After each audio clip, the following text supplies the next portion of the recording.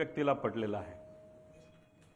काल मुंबईकडे येत असताना पिंपरी चिंचवडमध्ये जेव्हा माझी गाडी स्लो झाली, सिग्नल लागलं होतं,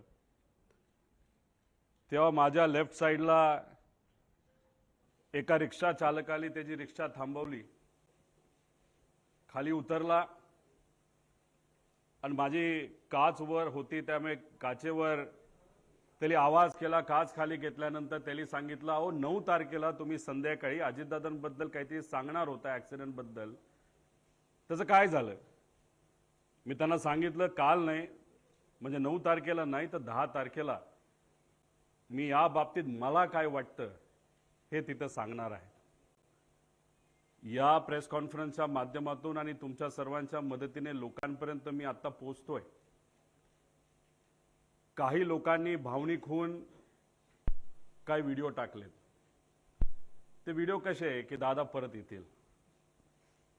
6 जण विमानामध्ये होते, 6वे व्यक्ती दादा होते। जी बॉडी तिथं सापडली ती दादांची नव्हतीच। दादा आज येतील, उद्या येतील।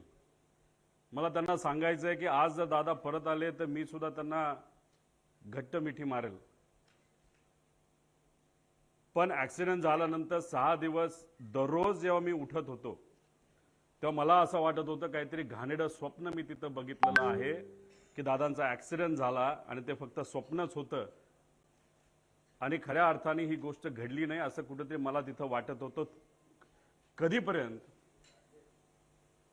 जेव्हा दादांचा एक स्वेटर तो सुद्धा जळलेला, त्यांची चप्पल, त्यांचं घड्याळ जे दररोज ते घालायचे आणि ते घड्याळ दादा कधी पण त्यांचा जो वेळ असतो ते 15 मिनिटं पुढे ठेवायचे। 9 वाजलं त्या घड्याळात वाजले होते आणि ते जळलेलं घड्याळ बंद पडलेलं तिथं मी बघितलं आणि जे कोणी तिथं बघत होते त्यांच्या डोळ्यात अक्षरशः अश्रू होतं, कोणी निशब्द झाले होते, कोणाला काहीच बोलता येत नव्हतं।